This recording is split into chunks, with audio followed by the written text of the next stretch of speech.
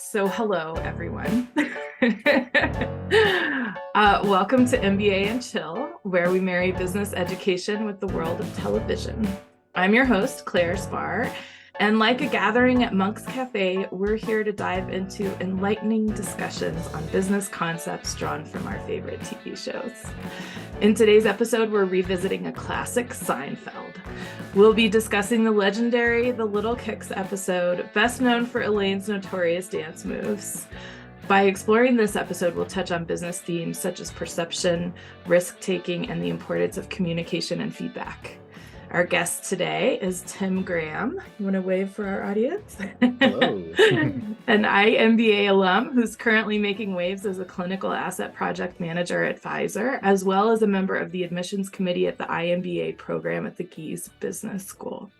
He's also a passionate mentor, sharing his wisdom with both the Project Management Institute and UCSD's undergrad and grad physical sciences programs.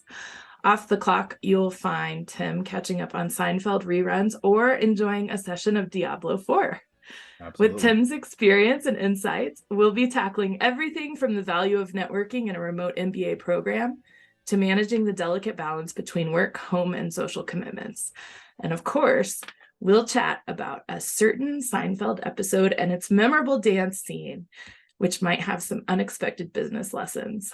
So without further ado, let's give a warm welcome to Tim Graham.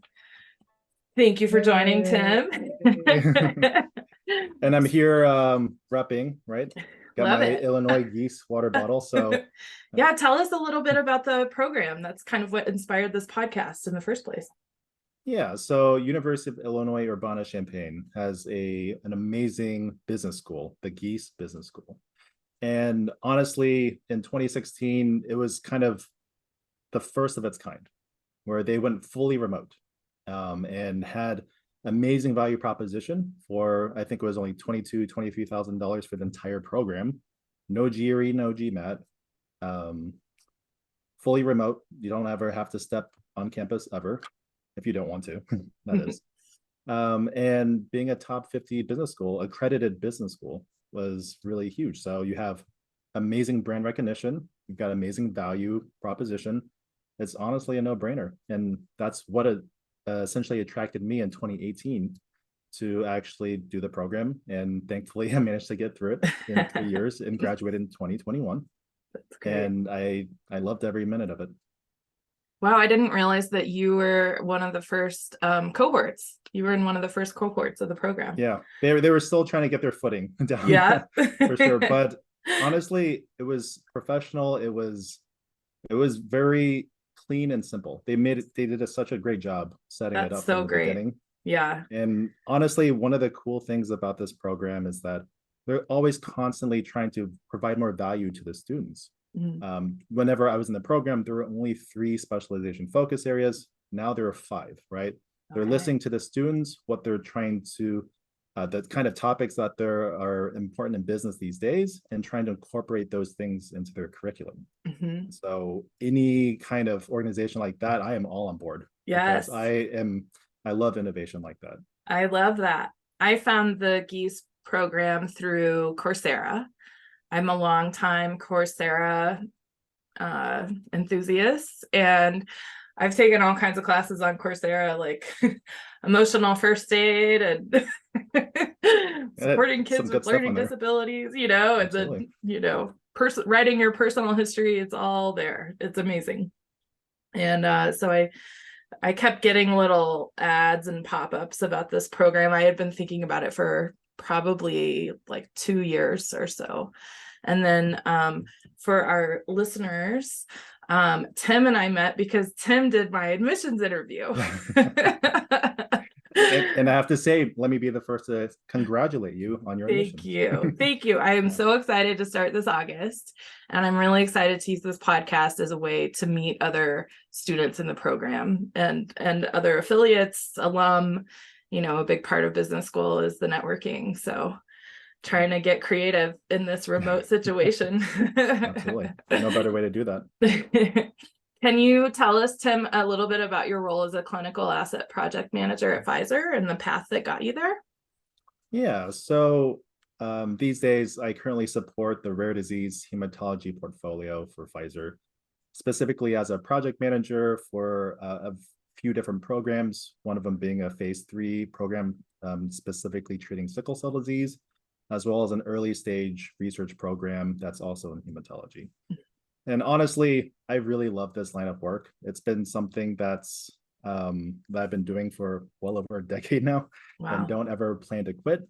It's one of those things that it allows me still to be a part of the science, a part of that conversation, and helping innovate and drive new kinds of research without actually being the bench scientist, actually doing the hands-on work. Because let me be the first to tell you, I am awful at bench science. I don't have the hands for it. I cannot do a Western for the life of me. PCRs are well above my head.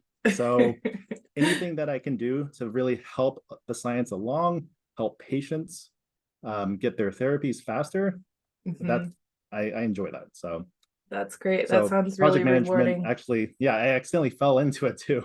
And I just never looked back. That's amazing. How did you fall into it? What do you mean? Yeah, so I started off, I had a bachelor's in biochem, master's in neuroscience, and I was looking to take my first steps out of academia into industry. Okay. And honestly, I didn't know anything about industry at all, right? I never had an actual career at that point. And I remember just applying randomly. I was living in Houston at the time, going to UT Health Sciences Center. And there were just these project coordinator, project manager positions around. And honestly, I didn't know what it was. It sounded kind of cool. And so I just took a jump. And actually, that's awesome. Yeah, that jump led me to California, funny enough. Wow. I worked for a contract research organization called the Jackson Laboratory as my first job as a PM. And being on that customer side, supporting all these different projects from around the world, and really getting to understand different types of research, the breadth of knowledge, and amazing people that I got to work with. It was just amazing to start your career in that way. Yeah. And it really helped me really understand the things that I really enjoyed, which was actually the things that pharma was doing, especially in rare disease. And so that eventually led me to jump to pharma, supporting rare disease. Exactly. That's amazing. And that's what I've been doing ever since. And I've just worked my way up from a scientific manager from my first pharma job and somehow made it to Pfizer. Wow, you have a pretty varied background, like leading up to it.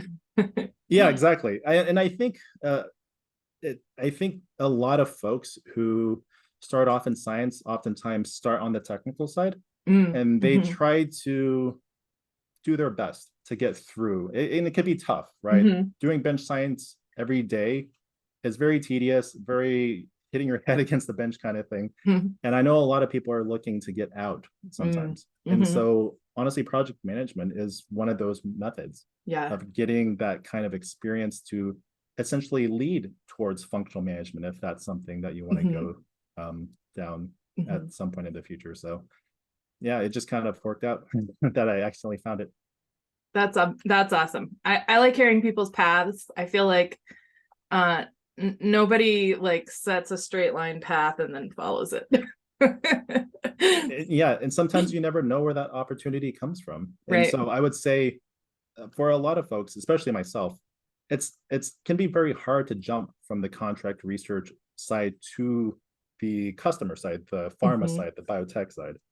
And I was just so fortunate that I happened to have West Coast projects as part of my purview as a PM. And one of my favorite customers was at BioMarin in the Bay Area where I currently live. Yeah. And I remember I had worked with her for 5 years at that point. And I remember just messaging her and saying, hey, I'm looking for a new job. Do you have anything available? And she just happened to jump back really quickly and said, yes, please apply to this. We need someone. And ironically enough, it was the person, my counterpart on the pharma side, the person that I was actually supposed to work with in the future. And no better person to actually hire in that position as me, right? Who I would be working with. That's so great. And so it was so serendipitous. It was incredible. And it's a fairy tale. It is. And honestly, it jump started my career in pharma and managed to get me across that hurdle, which I know for a lot of folks, it can be very tough Yeah. to get into. So I know you it took you around, right? You went to California, but you were also in Maine for a while. so I was in Is that right? Texas for the most of the time. I wasn't actually in Maine. The headquarters of the Jackson Laboratory was in Maine. Now to go Oh, visit them quite gotcha. often. Okay. Yeah, sure. Yeah. Yeah. But I was Texas born, Texas native, but Yeah. I always say Cali improved. So I can relate. I was born in Arlington, moved oh, to Davis, California when I was 14, ended up going to UC Davis, and anyway, we're here to talk about you. hey, California. Oh, that's right. So it's fantastic that you're involved in the mentorship program with the Project Management Institute, as well as UCSD's Physical Sciences program. What drew you to mentorship, and what do you enjoy most about it?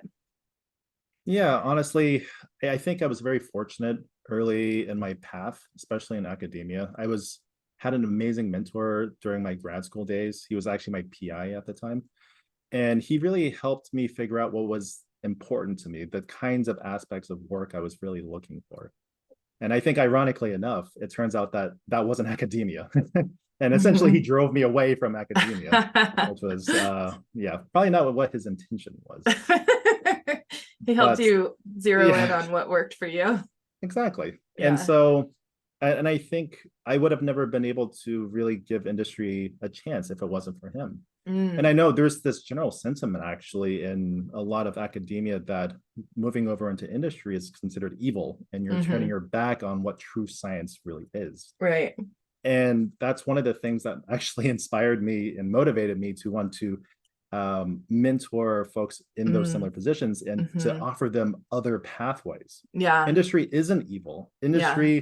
All these rumors in academia about how industry is evil is just silly, right? But as a kid in school, I don't know any better. There's just Right. things that you hear. Yeah. And so being in a position now, having been on this side for so long, Right. and I can easily say that it's amazing over here. And I want to be able to share my experiences with folks who are still hesitant or looking for other pathways away from academia. Yeah. Because it could be very cutthroat on that side of things. And so I know there's definitely a need there. That's amazing. How long have you been involved with those programs as a mentor?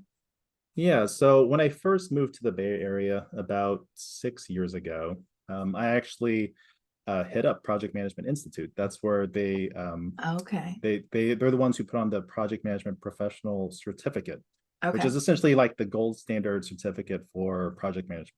And Mm-hmm. so I reached out to my local chapter and asked, "Hey, do you have a mentorship program?" And weirdly, they said no. This is a Yeah. 4,000 person chapter in the Bay Area. It's huge. Mm-hmm. And I was shocked to hear they didn't have one. But they said, "Would you like to make one?"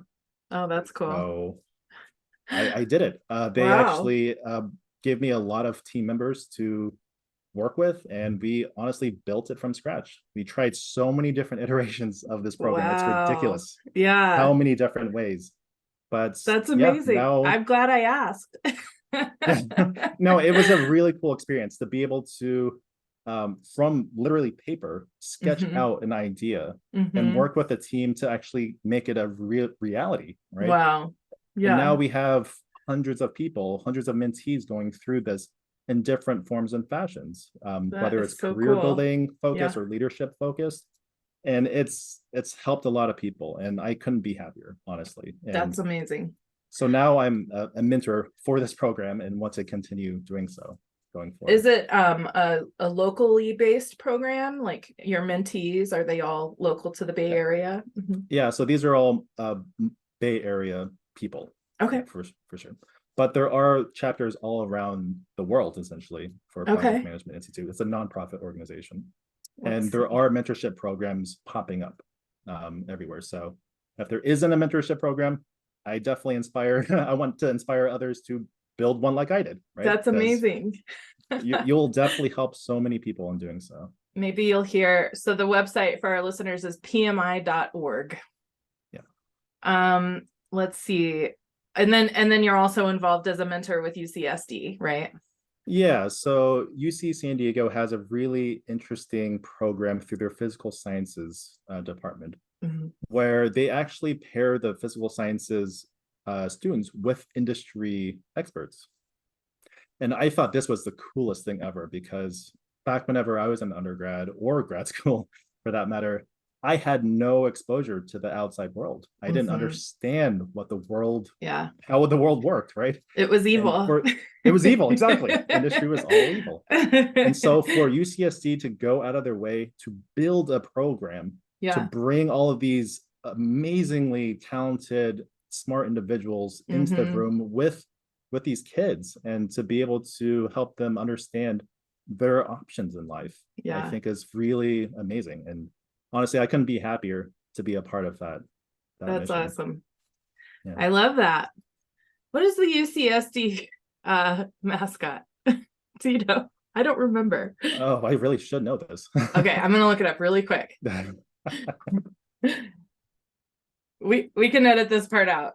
Yeah, I really Triton, the Tritons. Does that sound right? Yeah, King Triton. Yeah, the Triton is described as the offspring of Poseidon and Amphitrite.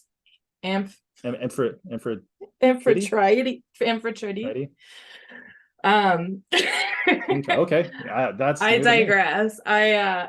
You know what makes sense, actually. I just wanted to say go Tritons, you know. Yeah, go Tritons. That's right. Yeah. Perfect. So in our little questionnaire that I sent you in preparation for today, I asked you to share some of your most memorable lessons or nuggets of wisdom that you gained in the iMBA program, and how these insights have influenced your professional life. Yeah, and I think this is probably one of the main reasons a lot of people look at doing an MBA, is really to gain better perspective, to broaden their own perspectives, right? They want to learn something new and exciting. And honestly, that's one of the things that drew me to this program. Was I work with so many different cross-functional representatives on my medicine teams that I wanted to better understand their world so that I can be a better PM, right? Yeah. And so just being able to gain a general foundational level business education, I think, was really important, not only for my own personal growth, but to better help my teams, right? Yeah. And so I wouldn't necessarily say there's any specific thing that I use from this program as far as a nugget of knowledge or anything like that. But I will say being able to operate at a higher strategic level, right? Understand how a lot of the different drivers in the economy work in order to help make decisions within your profession, I think is really important. But in addition to that, like I was referring to, networking was one of the most important things for me. I found an amazing group of people early on in my program, and we became an amazing study group that not only provided that support structure to help me get through the program, but I mean, there's some of my closest friends now, and we continually talk 2 years later, right? Yeah. And be able to support each other in all the different ways that we can. And so networking is so key, so fundamental to any MBA. It doesn't have to be this one, it could be any of them. And that honestly, you never know where your next opportunity will come from. Yeah. The more you network, the more you grow your network, the more opportunities can come knocking on your door. Do you have advice for other iMBA students or new students like me who just kind of want to get a sense of how do we get started with networking in this program? It's a little intimidating. It is, absolutely. And honestly, it took me a while to figure it out, because I'm brand new to remote learning. I had never taken a remote class in my entire life, especially a remote program. Yeah. And so there definitely is a little bit of a learning curve at the very beginning, but you'll start to realize that specifically the iMBA program has a lot of really interesting platforms that you can be a part of. So one of them is called Workplace by Facebook, which is essentially like a typical Facebook where you have your own profile and you can join certain channels that are either student-run initiatives or school-run initiatives. And it just serves as kind of a nice social platform to be able to learn more about anything that interests you, right? There's student-run initiatives that are dedicated towards getting your PMP certification, for instance, or any other certification, or birds, or cool. anything, right? It's incredible the amount of different topics out there. But not only that, there's a lot of opportunities for local meetups to occur. A lot of people in this program are also looking to network, of course. And they're willing to host others in their own cities, right? And those are amazing opportunities to meet your fellow colleagues as well as alums and faculty, right? And I know I've been to quite a few in the Bay Area, and they happen pretty regularly to the point where you just can't keep up with them. Honestly, there's so many out there. Well, that's exciting. Yeah, I'm in Denver, and I'm definitely scoping out some other folks in Denver who are affiliated in some way. So so there's definitely a lot of really interesting options that they provide for you. Yes, it's just really on you to be proactive. Take advantage of it. Taking advantage of it. Exactly. And I think to get the most out of any MBA, you really need to have that mindset going in. Oh man, I got out of the shower right before this call and my glasses keep fogging up. All good. So apologies. So as an alum of the remote iMBA program, you're well equipped to talk about the typical concerns people might have. Could you share how you navigated challenges such as time management and setting expectations between work, home, and social commitments?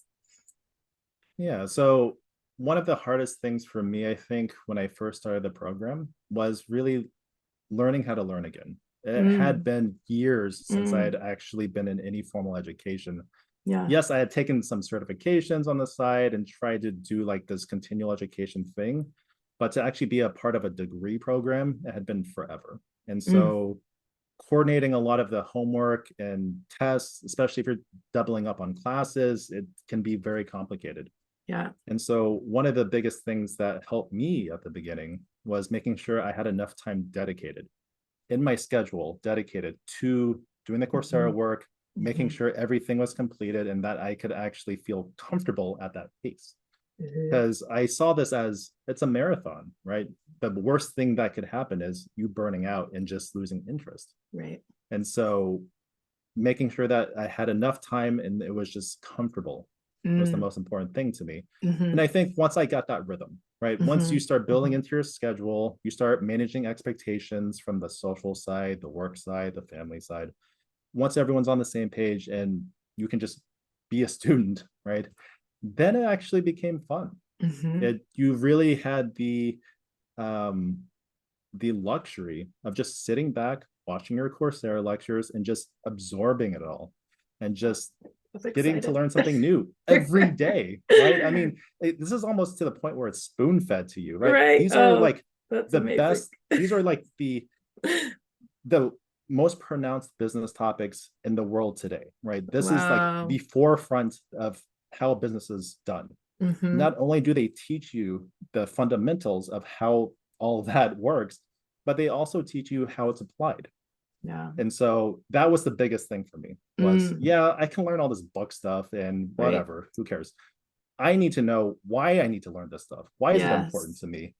I'm in clinical project management. I'm not going to worry about Porter's 5 forces. I'm not going to worry about these other things that don't mean anything to me. But having this broader understanding, this bigger context of how business operates, I think is the most fundamental thing that I took away from the program. I'm so excited. I'm gonna adjust my setup here for a moment. Yeah, absolutely. Let's see here. There we go. I've got this big old microphone and I forget to set it up properly sometimes. There we go. So, thank you so much. Thank you for being so generous with your time and your enthusiasm about the program. I'm just really pumped to get started, and it's really exciting I'm meeting other, one person who is scheduled to be another guest on this podcast. I found because we both used the same hashtag on a LinkedIn post, and it was, I don't remember what I should find it. I'll put it in the show notes, but yeah, we both just followed the instructions from the email, use this hashtag, and That's hilarious. and that's how we found each other. And it's just fun to be connecting with people who are excited to be learning and are bringing professional experience to the table, and I'm really looking forward to building those relationships. Yeah, How important would you say were the live lectures in your remote MBA experience? Yeah, so I think that live lectures really gave an opportunity for folks to gain a little bit more perspective of the topic at hand, right? Oftentimes there are these breakout rooms, depending on which classes you're taking, that gave an opportunity to not only meet your fellow students and colleagues, but to really gain better perspective from their experiences, right? Because again, you have to remember, all the students are mid to senior career professionals, right? They're subject matter experts in their own right. Average working life about 10 years in their career. So they have a lot of experience. They have a lot to share with you. And so being able to not only learn the core material, of course, from the professor, but to really learn the different perspectives on what that information means to these people, right? I thought that was one of the biggest takeaways. And so no better way than actually doing it remote, face-to-face remote kind of thing, and being able to talk with each other in that way. And so it's useful for me, at least, to have gone through the live lectures, but it's not super, you don't have to, right? Okay. All the lectures are already recorded. And so you can view any of them at any time. Okay. And most of the times the stuff that's being tested on comes from the Coursera side of things. Okay. Oftentimes the professor will talk a little bit more in depth about the application of that information. And sometimes that can be tested on. But for the most part, I know people who just never went to a live lecture and did fine. Yeah. But as long as you watch the pre-recording or the recordings after the fact, I think you'll be fine. I'll try. I'm definitely planning to try and show up when I can for those live lectures, but of course, the flexibility of the program is part of what drew me to it, And I think that's one of the cool things about the lecture being recorded is I think they understand that people probably can't make it every single time, right? That's can be a big ask. Yeah. And so to have them recorded and allow students to just listen to them at their leisure kind of thing, just making sure that you do it before the final kind of thing happens. I mean, that just adds another layer of flexibility onto an already an amazingly flexible program. It seems like I don't have any data for this, but one of the things that I was looking for, I looked at several different remote MBA options, and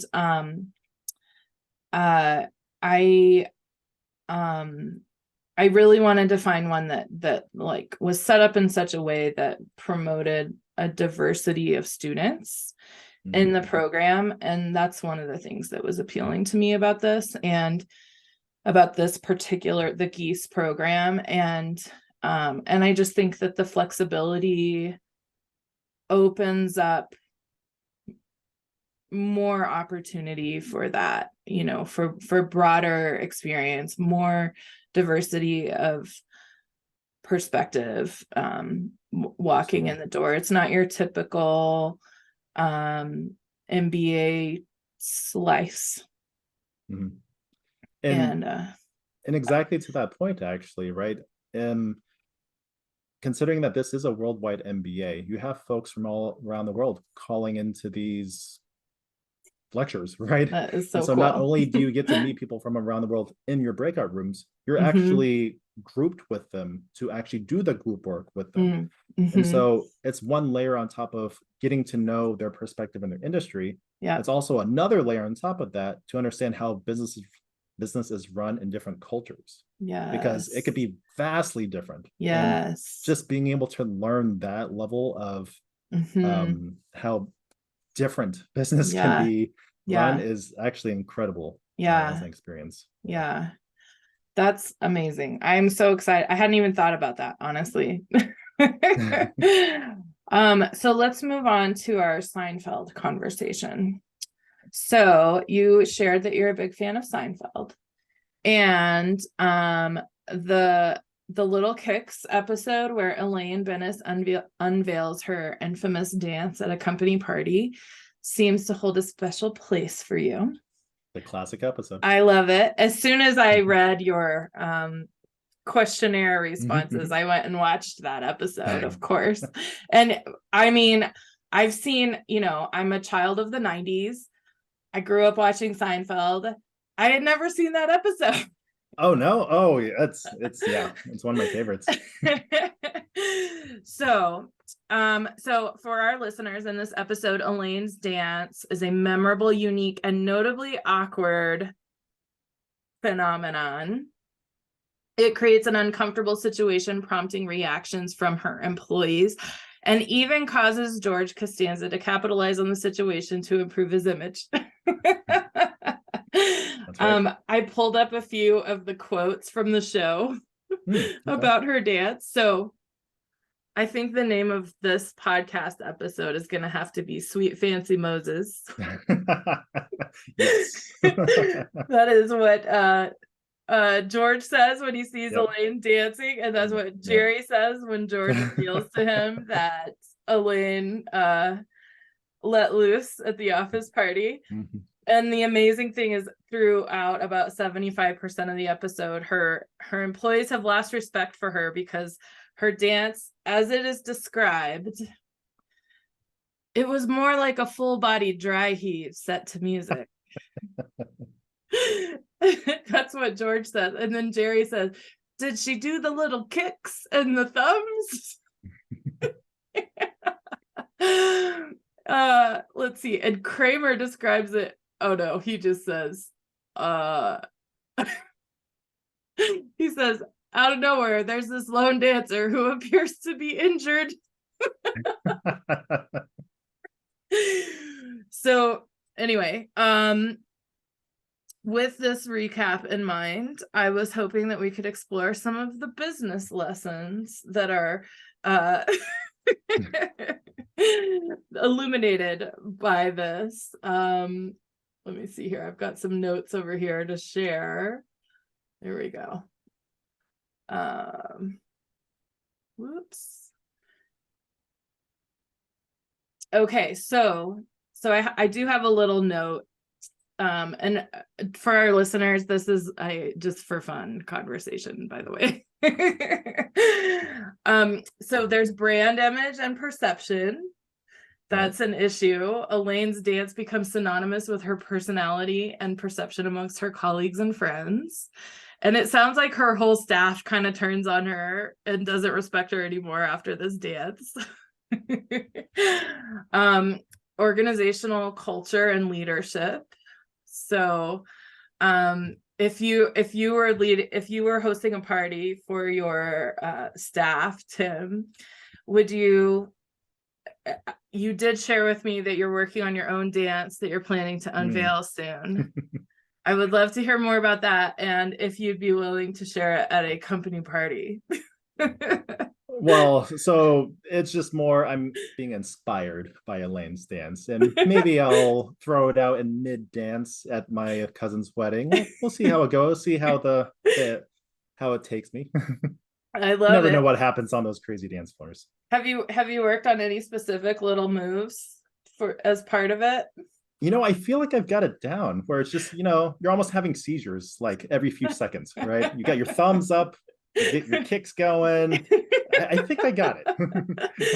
The kick, it looks like she has like a muscle cramp. She looks like she's in pain. Yeah. Okay, so we've got feedback and communication is another important business theme that is illuminated by the show. After Elaine's dance, people around her struggle to communicate to her how awkward her dancing is. Yeah. Of course, in business, it is crucial to have clear communication. Let's see. Also, oh, and it says that managers should be open to receiving feedback and acting upon it. That's one of my notes here. So Yeah, absolutely. And honestly, I can see how continual feedback could help that, right? Because at one point in the episode, Jerry was talking about how he knew about the dance from much earlier on and never said anything he about could have it. said something ages ago. Exactly. And so I think to tie this to a business world conversation, having an environment where it's safe and open to have that kind of continual feedback is important. Yes, Because definitely. sometimes you think you have the best idea ever and you're running full steam ahead, and you have people who you thought you trusted who didn't tell you how awful your idea is, right? And so sometimes the safety in the workplace is probably one of the most crucial things. That's amazing. Beautifully stated. Do you have any advice for our listeners on how to foster an environment of open communication and feedback? Yeah, I would say that I sprung that on you. Yeah. And honestly, it's probably not something that you can do overnight. It's something that it takes a lot of trust, a lot of, working side by side, elbow to elbow through thick and thin kind of thing, where you can really trust each other to on their part of things. And then that can build into a relationship where you can actually provide candid feedback for one another. And if you can open that up to, say, an entire team of people, right? You're going through the ups and downs of, say, my medicine team, for instance, on the clinical program I'm working on.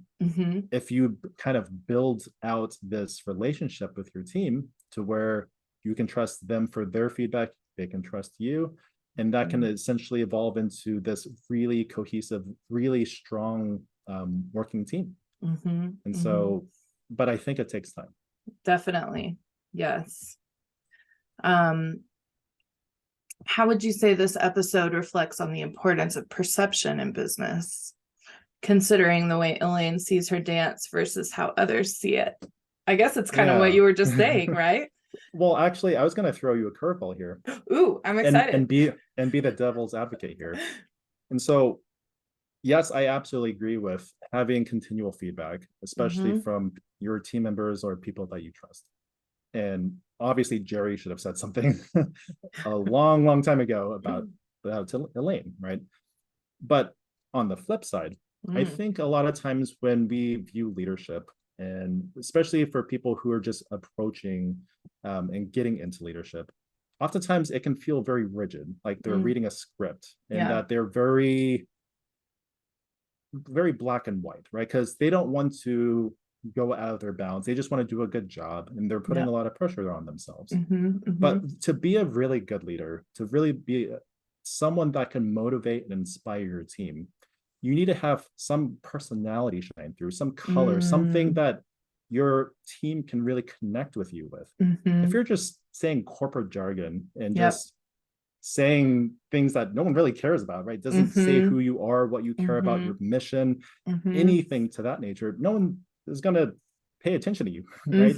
But if you really want to inspire people to really do a good job and actually enjoy what they're doing and know why they're doing it, then I think that personality has to shine through. And relating back to this episode, Elaine was true to herself. She loved doing her little kick dance, no matter how silly it looked.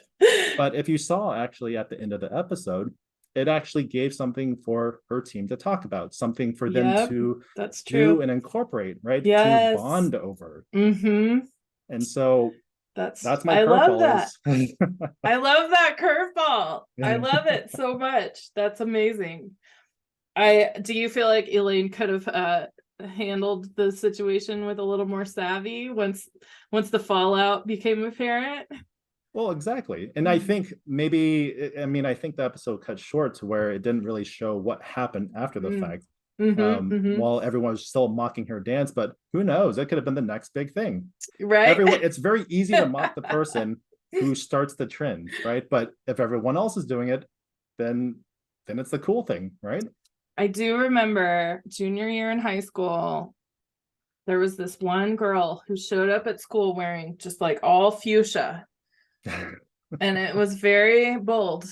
And no one else was doing it yet. But then it became the thing like 6 months Yeah, later, exactly. you know? Sometimes you just have to lead by example, right? I love that. Yeah. So Elaine takes a significant risk with her dance, which arguably doesn't quite pay off, but you just made a really good argument that it actually does by fostering that connection within the team. Yeah. How would you say this parallels the risks that we often need to take in business? I think that in business, it's really hard to gauge what works, what will work, what won't work. And you have to be really confident about just being willing to try new things. And if it fails, that's okay, right? And as an example, in my industry, when you're in preclinical research, getting to the IND stage, which is the first big milestone where the FDA approves your preclinical study to go into human, the failure rate of getting to that point from discovery to IND is 80%. Yeah. The failure rate. So only 20% of the programs actually make it past that. And that's actually considered healthy. Because again, you don't want to invest in things that might not work in the clinic. You want to keep your patients in mind to make sure that they're staying safe, that it's efficacious, they're actually being treated, right, for their diseases. And so you have to really be willing to take risks and be confident with those things. And so that's my business. I love that. And also, as a consumer of healthcare, it is comforting to know that only the top 20% make it through.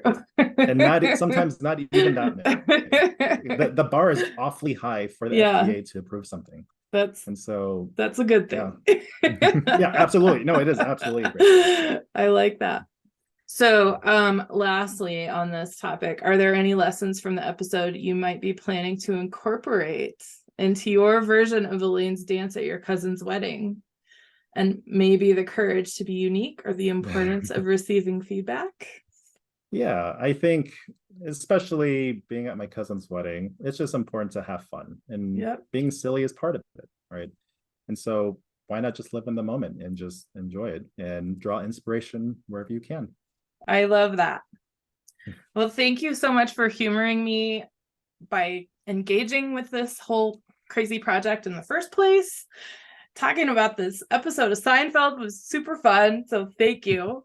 I loved the curveball that you threw to me. So the bar is now set, future guests. That's right. So you're not actively job hunting, but I believe our listeners would still like to hear your elevator pitch. Can you share with us your career aspirations and how your role at Pfizer fits into this? Well, I don't know exactly how my role at Pfizer might fit into this specifically, but I will say one of the times in my career that I really felt inspired, that I really felt like I was making a difference, was when I was working at BioMarin Pharmaceutical, my first pharma job from that CRO. And one of the reasons was that they gave me the freedom and flexibility to start building out some processes related to project management. Again, this was a preclinical space where they didn't have project managers at all, and they didn't see any need for it. But you could tell that the project leads were just dying left and right because they were just taking on way too much, and they needed a PM to help protect their time and their team's time from external interferences, impediments, right? And so being able to have the opportunity to start building out a kind of a makeshift project management office, a PMO, was actually really cool, and setting up that groundwork. And I'm not going to lie, it was a lot of work. And it was a lot of convincing of people. And honestly, I would love to be able to do that again, because you really feel like you're helping the people who are doing this amazing work. They're there for a reason, to be able to help patients, right? And you were helping them be much more efficient in doing that. And so I really enjoyed that. And I can easily see myself trying to, I don't know, build new processes in a startup environment kind of thing, as maybe like a head of the PMO kind of thing. we'll see. That's really interesting, because you were one of the first cohorts of this iMBA program. You helped, I mean, you initiated and built the mentorship program at the PMI Institute for the Bay Area. And then I didn't realize also that that you kind of created all of the infrastructure for project management at that at BioMarin. Did I get that right? Yeah, that's correct. Yeah. So it seems like you really love to create new structures and processes and infrastructure, and I don't know. Jump in if I'm getting this wrong, you know. Absolutely. Yeah, exactly like you said. And process improvement, making people's lives easier, making things more efficient. It's very really creative. Like you it seems like you thrive on the creative side of I do. And honestly, it's because I know what it's like to be in those positions where just there's too much just weighing you down. You're there to do a job and you're having to field all these questions, do all this other work that you weren't hired to do. And it just kind of piles up on you. Yep. And to know that there is a much better way to do this stuff, a much more efficient way to do stuff. I want to be able to bring forward and help people in those ways. So, well, that's cool that you've been able to apply that. You know, I'm sure there are lots of people out there who, you know, feel frustration in their job, recognizing things could be done better and don't necessarily know where to start to make it better. So that's honestly exciting. I'm excited to see what you're going to build next, you know? Well, who knows, right? And it's actually really nice that I have the opportunity to be in a PMO at Pfizer, right? Understand how big pharma does it, but I've also been in small and medium-sized pharmas. And so being able to make sure to tailor that PMO or those processes in order to fit the environment that you're in is most important, because you don't want to force fit some process and make it super bureaucratic and unnecessary. You want to make sure that it stays very lean. So having this opportunity to be at Pfizer actually helps solidify a lot of my knowledge about what not to do. Because I'm not going to speak bad about Pfizer, but there are there's some extra governance steps that you have to go through to get things just approved. Whereas in smaller companies, it's much more nimble and easier. Faster, so my experience has been government and then independent business, which that was like a reaction to the government thing, you know, because I was like, oh, it's so stifling. Get me out of here, you know. And then working for somebody else's micro business, they got acquired by what is technically defined as a small business, but like, you know, it's like 200 employees. So it's not Pfizer, you know, but it's not like micro business. Good size. So, absolutely. So it's definitely, I've definitely seen that, you know, and like you said, like no criticism of any particular organization. It seems to come with growth. You know, absolutely. And sometimes there are growing pains with smaller organizations, and they need those processes in place for a reason. And then once you get to a certain stage where you have more resources at hand, then you can start really evaluating other processes that make more sense to for sure really make things more efficient. Yes. So where can our guests find you? I mean, where can our listeners find you? I'm on LinkedIn all the time. If you want some mentorship, I'm always available through PMI. I'm part of the biotech mentorship circle. Those are usually the two places I hang out the most. Excellent. So folks, you'll search for Tim Graham, spelled like graham crackers, right? Yep, exactly. And on LinkedIn, that's where you can find him. Also the PMI Institute Bay Area chapter. Yep. And this is also your final opportunity. If there's anything that you want to promote, declare, announce, you can do that right now if you like. I think a lot of people minimize the impacts of how important mentorship can be. And I really want to make sure that people realize how powerful it has been, at least for my experiences, to get to where I'm at, and really understand that a lot of the challenges that you're going through, whether that's in career or life or whatever, you're not alone. A lot of people have been down similar paths and can help you through those things. And having someone really lockstep with you through all of those challenges makes things so much easier. And just reaching out and getting a mentor is really simple. And That's so amazing. I definitely recommend folks who are in this, if they're feeling like they're in a rut, or they need some better guidance, or don't know what that next step looks like for them, reach out and get a mentor. Because honestly, that was the best thing that happened to me, and I want to be able to share that with everyone else. That's amazing. That's an amazing announcement. Thank you. It's like a public service announcement. You can tell I really believe in that stuff. Definitely. Yes, for sure. Yes, it is. The genuine commitment comes across for sure.